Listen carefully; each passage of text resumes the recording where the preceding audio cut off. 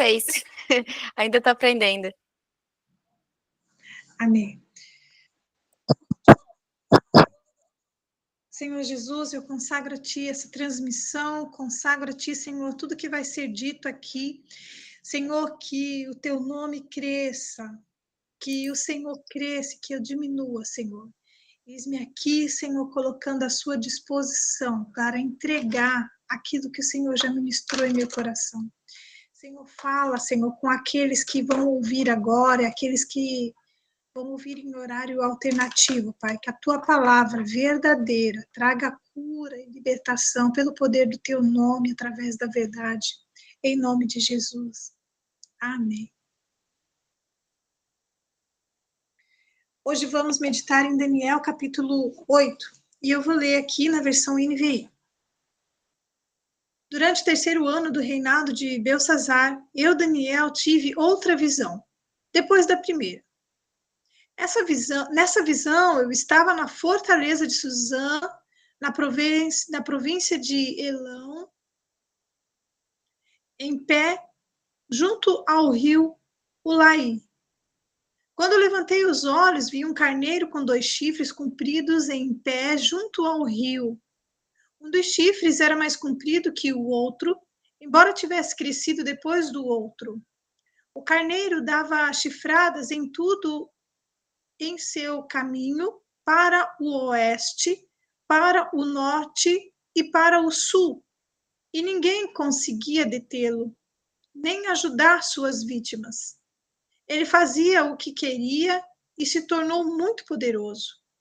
Enquanto eu observava, de repente um bode surgiu do oeste e atravessou a terra com tanta rapidez que nem sequer tocou o chão.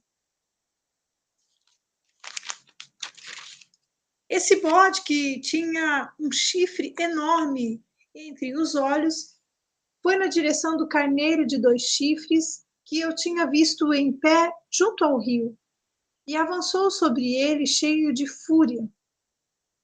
O bode atacou o carneiro furiosamente e o atingiu com um golpe que quebrou seus 2 chifres.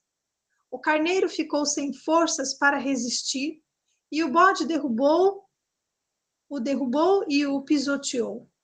Ninguém foi capaz de livrar o carneiro do poder do bode.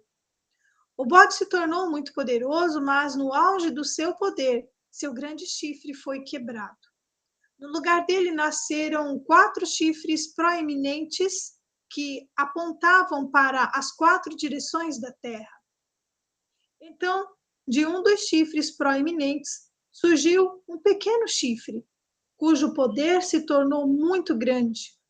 Estendeu-se para o sul e para o leste e em direção à terra gloriosa. Seu poder chegou aos céus, onde atacou o exército celestial, lançou à terra alguns do exército e algumas das estrelas e os pisoteou.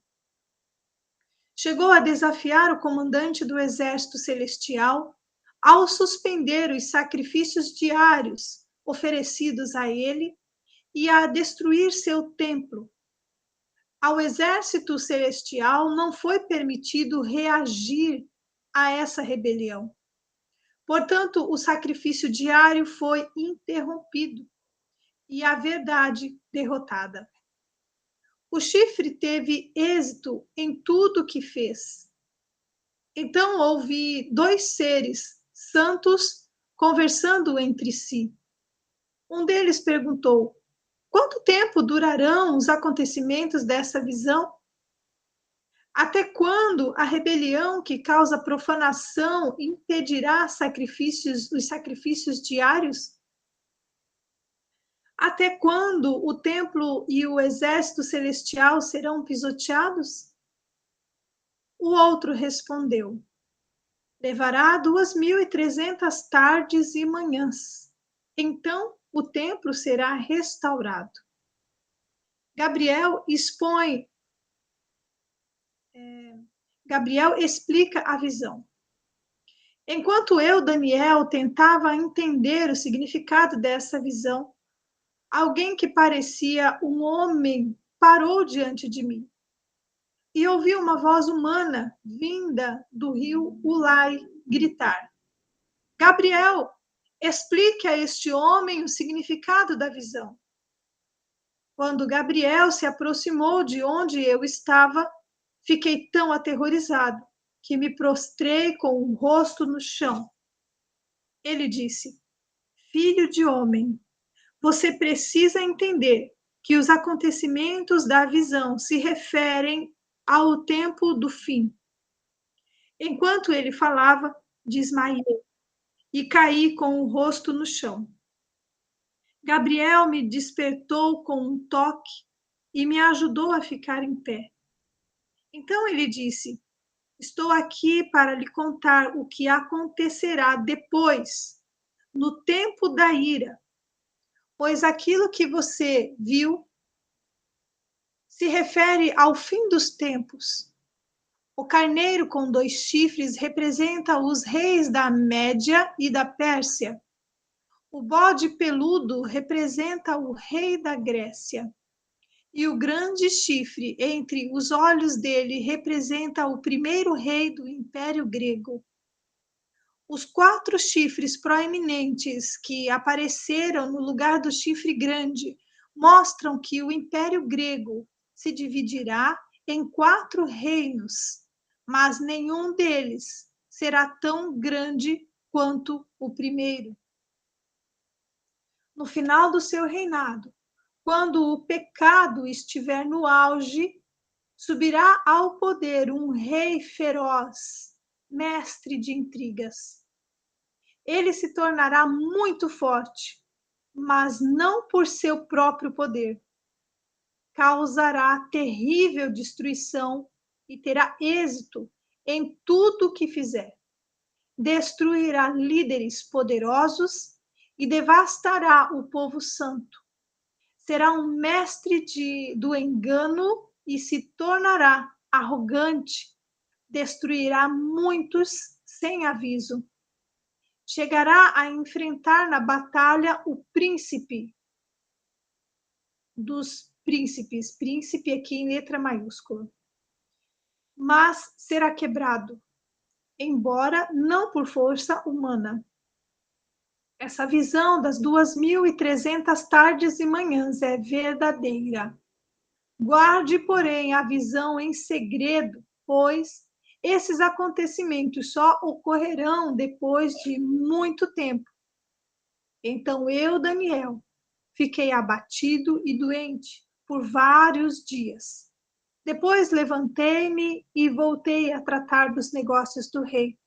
Mas a visão me deixou muito perturbado e não consegui entendê-la. Uau, essa é uma passagem bíblica repleta de acontecimentos históricos e diversas simbologias, e eu quero trazer aqui alguns pontos, né? Nós vamos falar aqui sobre o dom de Daniel, o dom que Daniel recebeu, né, do Senhor. Vamos falar um pouco sobre o fato histórico da época em que isso tudo aconteceu, né? E o que o Senhor nos ensina aqui nesse capítulo, né? Então, na parte histórica desse texto todo, né, nós temos a visão, essa visão de Daniel, é importante a gente deixar ressaltado aqui que ela aconteceu 2 anos depois daquela visão que foi meditado no capítulo de ontem com a Natália, no capítulo 7. Então, 2 anos depois, Daniel teve essa visão. E ele estava, a cidade de Suzã, só para vocês situarem, ela fica a aproximadamente 400 quilômetros de distância a leste de Babilônia. Nós temos aqui a representação no verso 5 de um bode, né? O bode, ele representa o quê? A Grécia, né? Que é um chifre notável. Então, aqui ele está trazendo referência dos 12 anos de reinado de Alexandre o Grande. Nós vamos falar, desenvolver um pouco mais a respeito de Alexandre daqui a pouco. Então, o exército dele, de Alexandre, ele varreu ali toda a Ásia Menor, a Síria, o Egito, a Mesopotâmia, né? E aí, no verso 8, onde está falando sobre o grande chifre que quebra, ele está falando da morte de Alexandre, com 32 anos de idade. Então, não, perdão, com 32 anos de reinado, né? Com 32 anos depois, seu império foi dividido entre os seus 4 generais. Então, ali nós temos os 4 chifres relatados, né? Que são os 4 generais que foram os líderes, então, né? Foram responsabilizados por cada uma das cidades ali, das regiões. Então, nós temos aqui Cassandro, que ficou responsável ficou sendo o líder ali, né, de Macedônia, Lusímaco, que ficou com Trácia e a maior parte da Ásia Menor. Nós temos o Seleuco, que ficou com a Síria, e temos o Ptolomeu, que ficou com o Egito. Esses dados são importantes, vocês vão entender daqui a pouco por quê. Nós temos aqui no verso 8 ainda trazendo referência sobre o chifre pequeno, que se refere-se a Antíoco. Então, é esse o cara que nós vamos estudar um pouco mais, né, sobre esse cara, Antíoco Epifânio, que é o tal do chifre pequeno que está citado ali. Ele subiu ao trono no ano de 175 a.C., né? Ele saqueou todo o templo de Jerusalém, ele profanou ali Jerusalém, né? Oferecendo carne de porco no altar, né? No altar de holocausto, então que era algo impuro, né? E no verso 10 ao 11, então, fala sobre o exército dos céus, que é o quê? É o povo de Deus, os judeus, né? Os judeus foram terrivelmente perseguidos por esse cara, por Antíoco. Quando a Bíblia fala em príncipe do exército, né? Ele está falando sobre o próprio Deus. Nessa referência, príncipe do exército é a referência ao nosso Deus. No verso 14, né, onde fala perseguidos por 2.300 dias, até quando? Até quando Judas Macabeu, ele restaurou todo o templo para o culto apropriado novamente ao nosso Deus verdadeiro. E no verso 16, onde fala de Gabriel, né? Gabriel significa herói de Deus, e ele aparece na Bíblia entregando sempre mensagens importantes, né? Como nós temos ali depois no capítulo 9, verso 21, e temos também lá em Lucas, capítulo 1, 19 a 26. Depois vocês leiam lá, que eu não vou ler aqui por causa do tempo. Mas também em Lucas, capítulo 23, verso 25. Fala sobre a perseguição de Antíoco aos judeus. Bom, agora vamos falar um pouco sobre essa perseguição. Eu busquei a referência na Bíblia Online Católica, no livro de 1 Macabeus, capítulo 1. Anotem isso e depois procurem online, na Bíblia Online de vocês, e estudem a respeito disso. Mas antes de falar sobre essa parte da perseguição, eu quero falar um pouco a respeito do dom profético, o dom de Daniel. Na Bíblia nós temos o dom profético, né, que ele é entregue pelo Senhor Jesus, e ele tem, nesse caso aqui, ele tem 3 segmentos, né, 3 tipos do dom profético. Então nós temos, por exemplo, Abraão e Moisés, que eram profetas, né, eles a profecia que não deixava o povo de Deus se desviar. Então, ela vinha do Senhor, de Deus, para que o povo voltasse para o caminho, para que o povo não se desviasse do caminho de Deus. Então, a profecia entregue por Abraão, por Moisés, era nesse sentido. Né? Tem São dons que normalmente tocam aonde? Tocam na ferida da pessoa. Tocam na ferida para fazer a pessoa se arrepender, para fazer a pessoa voltar para o caminho, não se desviar dos caminhos do Senhor. Então, nós temos 3 nomes. Então, nós temos, anotem aí, Roé, se escreve R-O-E-H. Roé significa aquele que vê. Nós temos a referência em 1 Samuel 9:9, em hebraico, né? Significa exatamente como Deus vê. Então, Moisés, ele via exatamente como Deus vê. Daí nós temos esse caso, a visão clara, é uma visão clara do que está acontecendo, né? Como nós vemos aqui, né, carnalmente, esse é o tipo da visão referida a Roé. E nós temos as visões através de enigmas, que é a de Daniel, por exemplo, né?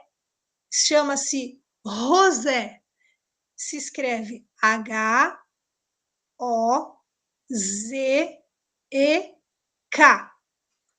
Aquele que tem a visão, ou sonhos. Então, nós temos exemplos desse dom profético, né? De visões através de enigmas. Com Daniel, temos também o profeta Ezequiel, temos José também teve sonhos, teve visões, né? E eram como? Em enigmas, né? Então, é aquele que tem a visão, os sonhos.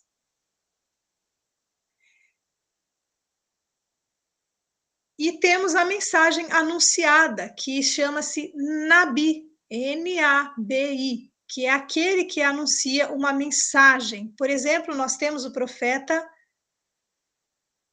Isaías e o profeta Eliseu, né? Que eles. Não, esses são as visões, perdão. E aí nós temos essa palavra de Nabi, que é aquele que se enche, que se derrama, que transborda, que é tomado pelo Espírito de Deus. Em Apocalipse, capítulo 4, verso 1, diz assim: Então, quando olhei, vi uma porta aberta no céu, e a mesma voz que eu tinha ouvido antes falou comigo como um toque de trombeta. Então, aqui nós temos a referência de João, aonde está falando sobre enxergar através de visões. Ele enxerga por meio de visões. João, ok? Nós temos em Números, capítulo 12, versos 6 a 8, que diz: Se houver profeta entre vocês, eu, o Senhor, me revelarei em visões, falarei com ele em sonhos. E aí no 7 diz: Não é assim, porém, com meu servo Moisés, ele tem sido fiel em toda a minha casa. Falo com ele face a face, claramente, e não por meio de enigmas. Ele vê a forma do Senhor. Então, está, né, esmiuçando aqui a descrição, né, a subdivisão, vamos dizer assim, né, do dom profético. Então, a pessoa, quando. Aí nós temos em Provérbios 18, verso 4, que diz assim: Palavras sábias são como águas profundas, a sabedoria flui do sábio como um riacho transbordante. Então, nós temos aqui a descrição de Nabi, que significa borbulhar, né? Então, palavras sábias são como águas profundas, a sabedoria flui do sábio como um riacho transbordante. Então, Nabi é o que? Jorra a palavra de Deus. É um divulgador divinamente inspirado, um anunciador, um porta-voz. Amém? Então, essa é uma breve descrição do dom profético, né? E eu quis trazer essa explicação por causa de Daniel, que tinha o dom, né? Que Deus falou com ele, né? através de visões enigmáticas. E quando o anjo de Deus apareceu para Daniel, ele ficou desfalecido, né? A força dele foi embora, ele ficou doente. O corpo humano não está preparado para receber a grandeza celestial, para ver a grandeza celestial. E quando ele teve essa visão, ele se desfaleceu, né? Está escrito em duas referências dentro desse capítulo, né? Nós temos aqui duas referências falando a respeito de como Daniel ficou. O último foi aqui no verso 27, que ele ficou abatido, doente por vários dias, de tão grande que era aquilo tudo que ele estava vendo. Bom, agora nós vamos falar rapidamente, né? Vou tentar aqui falar com vocês a respeito de Alexandre, porque nós temos a referência em Daniel orando depois, né, clamando em favor do povo, porque era muito grande o tormento, tudo que estava acontecendo com o povo naquela época. Então, Alexandre, ele foi rei durante 12 anos, né? Depois que ele se tornou rei da Grécia, ele saiu do país que ele estava ali, que ele se tornou rei, e ele derrotou, então, Dario, né, o rei dos persas e dos medos. E é por isso que ele também se tornou rei da Pérsia e da Média. Então, ele lutou e ele conquistou muitos lugares, ele conquistou o mundo, né? O mundo inteiro. Então, imagina quanta riqueza que ele conseguiu, né? Conquistou o mundo inteiro. Ele não tinha mais o que conquistar, não tinha mais um canto que ele não tivesse conquistado, né? Óbvio que ele ficou orgulhoso daquilo, porque ele estava conquistando tudo, todas as províncias, todas as nações, os governos tinham que pagar impostos para ele. Então, o orgulho de Alexandre fez com que ele ficasse doente. Vocês lembram quando a gente falou sobre orgulho? Lá em Nabucodonosor, lembra? O pecado do orgulho que deixou ele doente, né? Então, aqui nós temos o mesmo pecado do orgulho. Só que antes dele morrer, ele dividiu o reinado dele em 4 partes, entre os seus generais, os generais mais famosos. Então, todos esses generais, juntamente com os seus descendentes, se tornaram reis. Esses reis, eles trouxeram uma miséria gigantesca para o mundo inteiro, durante muitos anos. Então, um deles, que é o que nós grifamos aqui, né, enfatizamos, que é o Antíoco Epifânio, ele foi filho do rei Antíoco III, ele subiu no trono no ano 137 da era grega, e durante esse tempo apareceram homens no meio do povo de Israel que desprezaram a lei e enganaram muitas pessoas. Então, aqui nós temos uma referência que está lá em Macabeus, capítulo 1, verso 11, né, que fala: vamos fazer um acordo com esses povos não-judeus que vivem à nossa volta, pois desde que nos separamos destes, temos passado por muitas desgraças. Olha só onde que chegou, onde que começou tudo. Prestem bem atenção, foi feito um acordo. Então, depois disso, muitos falaram com o rei e receberam licença para poder seguir os costumes que não eram judeus. Eles construíram um ginásio em Jerusalém, eles construíram um ginásio segundo as normas do pessoal que não era judeu, do povo não judeu, e eles cobriram as marcas da circuncisão. Olha só, eles cobriram, eles esconderam a marca que eles tinham feito com Cristo, a cicatriz, eles cobriram.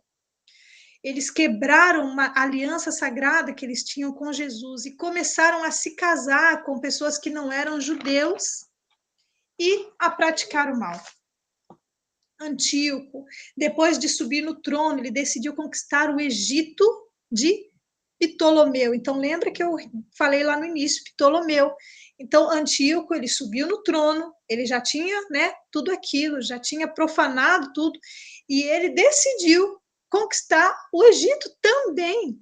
Então, por isso que ele se tornou rei de 2 nações, daquela que foi dada a ele e também do Egito, onde ele venceu ali Ptolomeu. Então, no ano 143 da era grega, depois dele ter conquistado o Egito, ele atacou também Jerusalém. E aí, todo cheio de orgulho, né, ele entrou no templo do Senhor, e ali ele fez, né, fez a limpa ali, né? Ele roubou, ele levou tudo, ele levou ali o altar de ouro, levou o candelabro, os utensílios, a mesa que era usada para colocar os pães que eram apresentados a Deus, copos de ofertas, vasilhas, queimador de incenso, que eram feitos de ouro.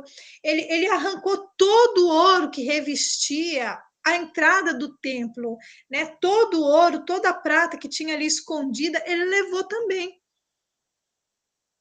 Então foi um tempo de muita tristeza, de muita vergonha, um lamento assim, né? O país tremeu de medo.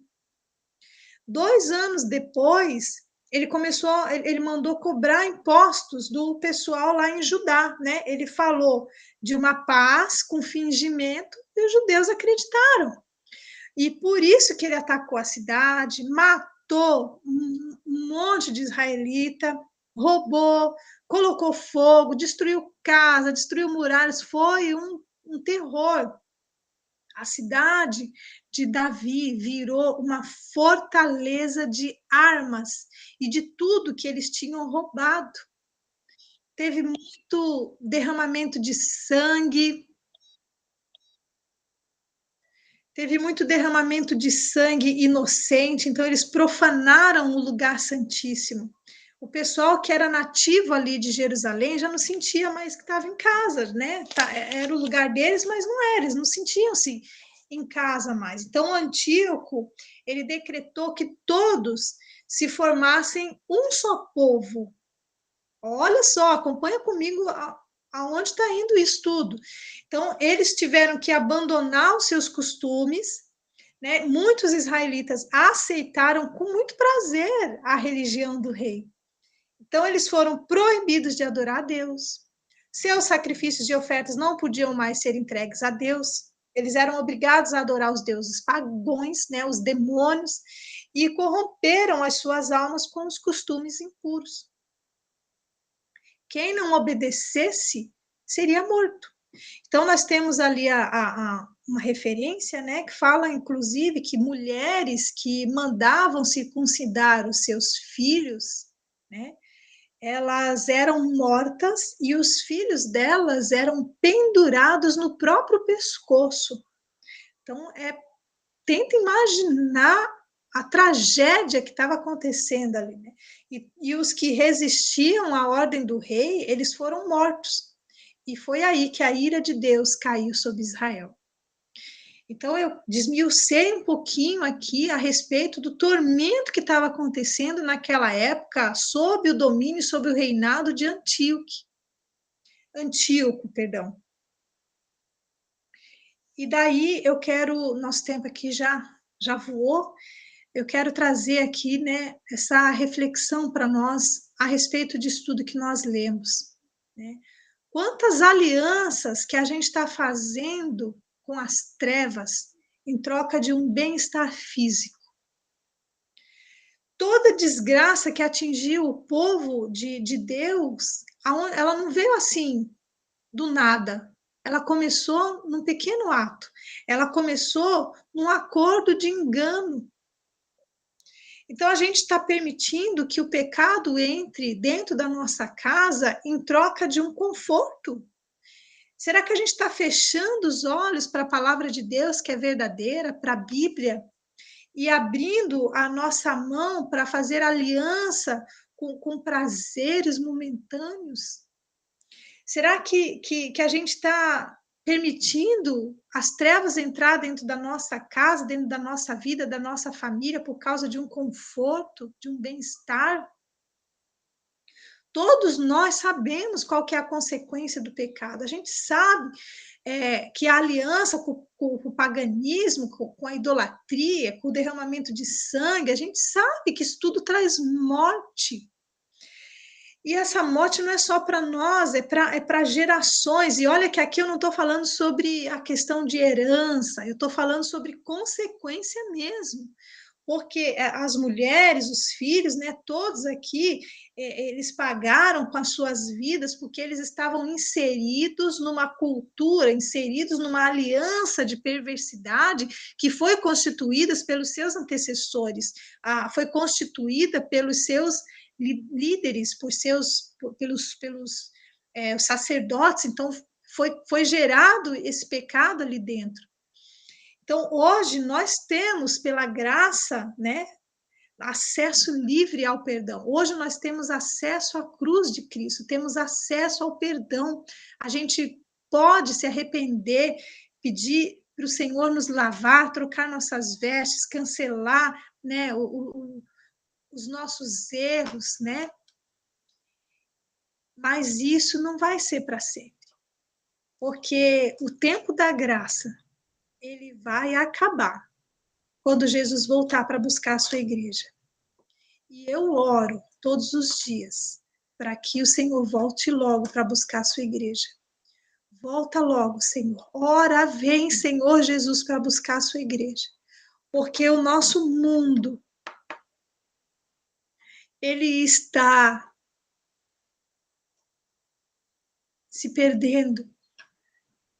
Não está mais, as pessoas não estão mais fazendo questão de esconder a idolatria, de esconder a adoração a demônios. A gente vê tantas pessoas colocando com orgulho a sua adoração a Satanás. Quantas pessoas colocam uma placa, eu adoro e tal, colocam exposto isso com orgulho.